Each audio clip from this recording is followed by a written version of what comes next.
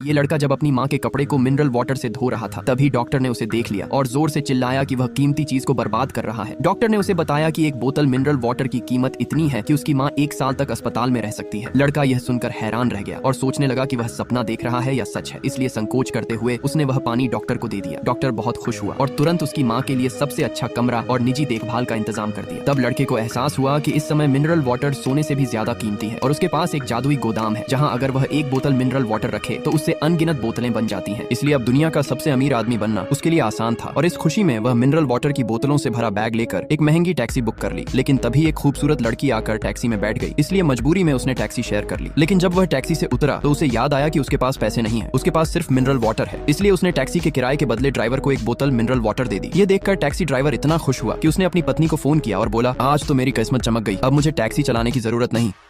जब delivery boy पानी देने आया तो उसने देखा कि घर की लड़की उसे लेने नहीं आई, तो उसने गुस्से में पूरी पानी उसी लड़की पर उड़ेल दी। वहाँ खड़े लोग चुपचाप देखते रहे, लेकिन किसी ने भी उसे रोकने की कोशिश नहीं की। असल में वह लड़की लियू परिवार की बड़ी बेटी थी जो बचपन से बीमार और अपंग थी और उसे केवल वही व्यक्ति ठीक कर सकता था जो उस विशेष तलवार निकाल सके। जल्दी ही एक सफेद कपड़े पहने व्यक्ति ने तलवार निकालने की कोशिश की, लेकिन जैसे ही उसने तलवार के पास जाने की कोशिश की, एक शक्तिशाली ऊर्जा ने उसे हवा में उछालकर दूर फेंक दिया, जिससे उसकी तुरंत मौत हो गई। ये देख बाकी लोग डर गए और किसी ने भी फिर तलवार निकालने की हिम्मत नहीं की। किंतु यदि 3 दिनों के अंदर तलवार नहीं निकाला गया तो लड़की का बचना नामुमकिन था। इसी समय एक बूढ़ा आदमी हवा की गति से चलते हुए वहां आया। लोग तुरंत पहचान गए कि यह व्यक्ति मौजूदा जमाने का तलवार संत है। भले ही वह 80 साल से अधिक उम्र का था, लेकिन लोगों को अब भी उससे उम्मीद थी और उसने लड़की की टांगों पर नजर डाली और कहा कि उसे काली मौजें पहननी होंगी ताकि वह उसे ताकत दे सके। इसके बाद वह संत हवा में कूदा और अपनी शक्ति का प्रदर्शन किया, लेकिन दुर्भाग्यवश जैसे ही वह तलवार के पास पहुंचा उसे भी अदृश्य शक्ति ने उछालकर दूर फेंक दिया।